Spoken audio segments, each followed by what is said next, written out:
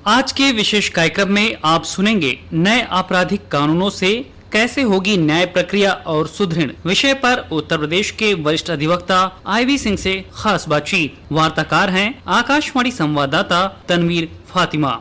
नमस्कार। भारत में नए आपराधिक कानूनों के माध्यम से देश की न्याय प्रक्रिया को अधिक सुदृढ़ और सशक्त बनाने का काम किया गया है। इन नए आपराधिक कानूनों से जुड़े कुछ महत्वपूर्ण पहलुओं पर विस्तार से बात करने के लिए हमारे साथ मौजूद हैं वरिष्ठ अधिवक्ता IB सिंह जी। IB सिंह जी, आपका बहुत बहुत स्वागत है आकाशवाणी पे। नए आपराधिक कानूनों में आतंकवाद के अंतर्गत आने वाले अपराधों का दायरा बहुत बढ़ा दिया गया है, तो इसके मुख्य बिंदु क्या हैं?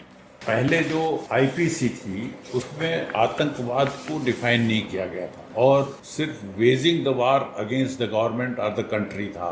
उसको अब डिफाइन कर दिया गया है। एक तो ऑर्गेनाइज्ड क्राइम, ऑर्गेनाइज्ड पेटी क्राइम बाय द सिंडिकेट, जो सिंडिकेट लोग करते हैं, तो इस एक्ट ऑफ टेररिज्म, इन सबको डिफाइन कर दिया गया है कि कौन कौन सी चीज़ें हों। इनके लिए पनिशमेंट अलग से प्रोवाइड किया गया है कि कितना पनिशमेंट होगा, सीवियर पनिशमेंट का प्राविधान है। तो ऑर्गेनाइज्ड क्राइम और टेररिज्म, ये दोनों से हमारा देश जो है काफ़ी सालों से भुगत रहा है, इसलिए इस पर कानून बनाने की आवश्यकता थी। और अब ऑर्गेनाइज्ड क्राइम और सिंडिकेट के ऑफेंस करने वालों को चार्ज फ्रेम होकर के पर्टिकुलर ऑफेंस के लिए सजा दी जाएगी। नए आपराधिक कानूनों में अंतर्राष्ट्रीय अपराध की परिभाषा में बदलाव और नए प्रावधान लागू किए गए हैं, इनके बारे में विस्तार से बताएं। पहले क्राइम का तरीका डिफरेंट होता था, इतना व्यापक नहीं था कि पूरे इंटरनेशनल लेवल पे बैठा हुआ, कनाडा में बैठा हुआ आदमी इंडिया में क्राइम करने के लिए सोच रहा हो या एक्ट ऑफ टेररिज्म करे। आप यहाँ की जो कानून है इसको तोड़ करके अलग से स्टेट बनाने की बात करें। अब चूंकि ये समस्या पूरे विश्व में फैल गया, इसके कारण इस विषय पर एक कानून बनाने की जरूरत थी। गवर्नमेंट ने नया कानून बनाया है। अब इस पर वहां पर बैठा हुआ आदमी,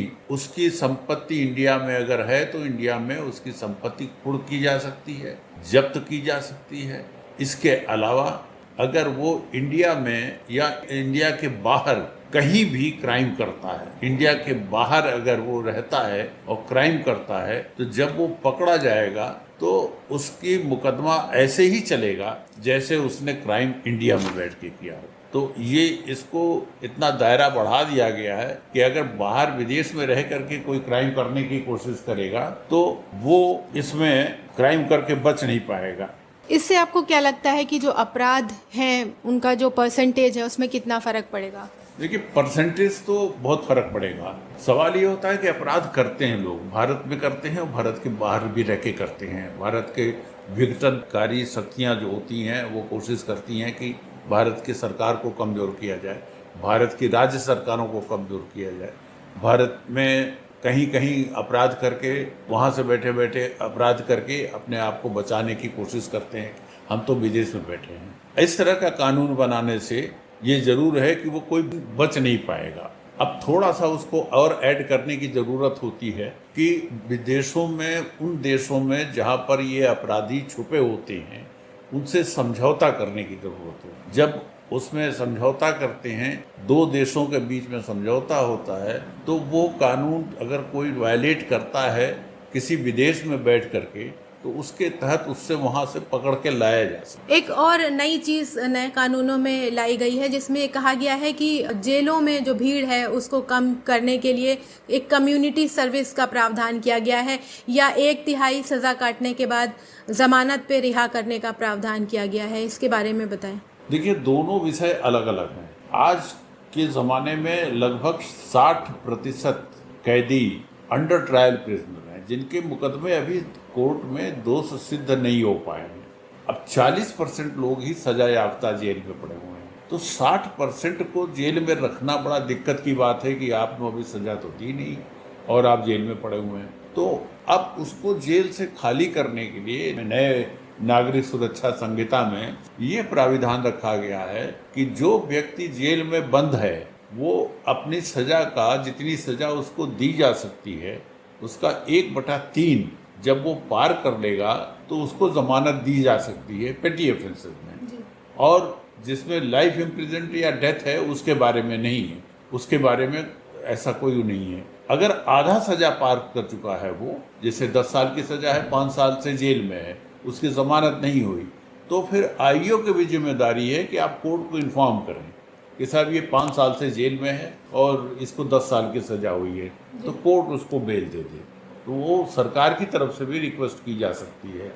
दूसरा प्रश्न आपका कम्युनिटी सेंटर से। देखिए, हमारे यहाँ सजा का जो प्राविधान है, ये अभी भी जो नया कानून बना है इसमें भी थोड़ी सी कमी है कि हमारे यहाँ उदाहरण के तौर पे देख कि अगर किसी व्यक्ति ने चोरी की है तो अब ये डिपेंड करता है मजिस्ट्रेट के ऊपर कि अगर सजा उसको, आप चोरी की है तो आपको 7 साल की सजा दी जा सकती है। उस 7 साल की सजा में उसको 1 महीने की सजा देगा या 6-7 साल पूरे देगा, ये मजिस्ट्रेट की डिस्क्रिप्शन पे होता है कि कितनी सजा दे वो। तो हमारे यहाँ ये प्राविधान नहीं है कि थ्योरी ऑफ सेंटेंसिंग क्या हो। जहाँ तक ये कम्युनिटी सर्विस का सजा देने का प्राविधान इन्होंने नया जोड़ा है इसमें नागरिक सुरक्षा संहिता में, ये बहुत ही अच्छी बात। इसमें आप अनर्थक बिना किसी कारण के जब आपने उस व्यक्ति को दोषी पाया और दोषी पाने के बाद उसको सजा दे दी तो 3 साल की सजा दी, ऐसे मामले में वो उसको जेल भेज देंगे।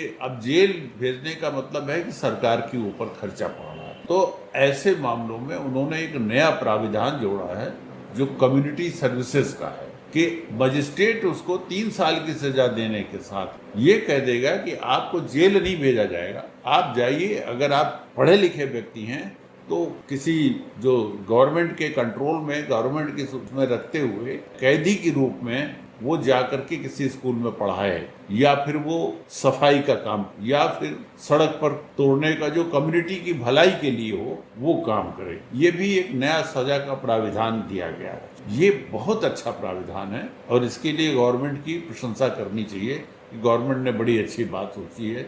बड़े बड़े प्रोजेक्ट बन रहे हैं, आप बड़े बड़े प्रोजेक्ट में 1000 अगर कैदी जा रहे हैं, लोग कर रहे हैं, तो उसमें जाकर के उनसे कराइए साहब आप काम करिए वहाँ पर, हमारे प्रोजेक्ट में उसको बढ़ाइए। तो ये प्राविधान बहुत ही अच्छा है और इसमें बहुत ही भला समाज का भी हो और गवर्नमेंट का भी होगा, और जिस आदमी ने गलती की है उसको भी लगेगा कि हम सजा के पात्र थे लेकिन हम सजा का पालन करते हुए हम समाज के लिए कुछ कर रहे हैं। अंत में आपसे जानना चाहेंगे कि ये जो नए कानून लागू किए गए हैं, ओवरऑल ये हमारे देश में न्याय की प्रक्रिया को किस तरह से और बेहतर बनाएंगे? बहुत जरूरी था कि 1857 में हमारे यहाँ क्रांति हुई थी। 1857 की क्रांति के बाद 1860 में आईपीसी, इंडियन पीनल कोड बना था, भारतीय दंड संहिता। तो उस समय लॉर्ड मैकाले ने 1854 से ही शुरू हो गया था, एक कमीशन बनाई गई थी कि भारत में एक कानून व्यवस्था बनाई जाए जिसमें दंड के लिए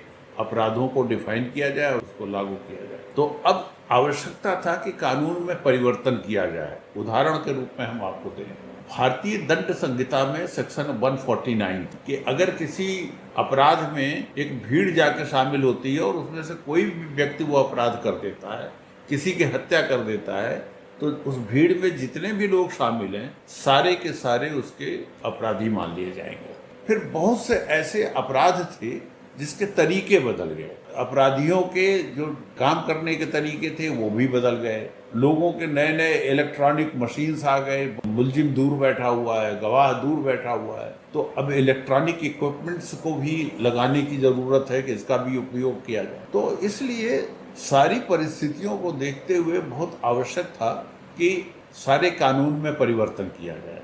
इसलिए गवर्नमेंट ने ठीक सोचा और कानूनों में परिवर्तन करके सुविधाजनक कानून व्यवस्था बना दी। अगर मुलजिम नहीं आ सकता है, जेल में है, तो वीडियो कॉन्फ्रेंसिंग हो सकता है। बहुत अच्छा एक नियम बनाया है उन्होंने कि जब किसी की तलाशी ली जाएगी और तलाशी में उसके पास से किसी अवैध वस्तु की बरामदगी होगी तो ऐसे में उसकी वीडियोग्राफी होगी। आप वीडियोग्राफी मोबाइल से कर लीजिए, कैमरे से कर लीजिए, वीडियो से कर लीजिए, लेकिन इसको वीडियोग्राफी होगी। तो इस तरह के कानून बनाने की आवश्यकता थी। नए नए इक्विपमेंट्स आ गए हैं, नए, अब मुलजिम अगर दूर बैठा है या गवाह दूर बैठा है, गवाह नहीं आ सकता, कलकत्ता से बार बार आता है, डेट हो जाती है, तो उन्होंने कानून बना दिया कि कलकत्ता से वीडियोग्राफी से ही उसकी गवाही हो सकती है। तो ये बहुत आवश्यक था, गवर्नमेंट ने अच्छा किया है, ऐसा कानून बना दिया। हमसे बात करने के लिए बहुत बहुत शुक्रिया। तो ये थे IB सिंह जी, जिन्होंने बताया कि नए आपराधिक कानून न्याय प्रक्रिया को और बेहतर बनाएंगे, जिससे देश में पीड़ितों को न्याय दिलाने में मदद मिल सकेगी और किसी तरह की अड़चन नहीं आएगी।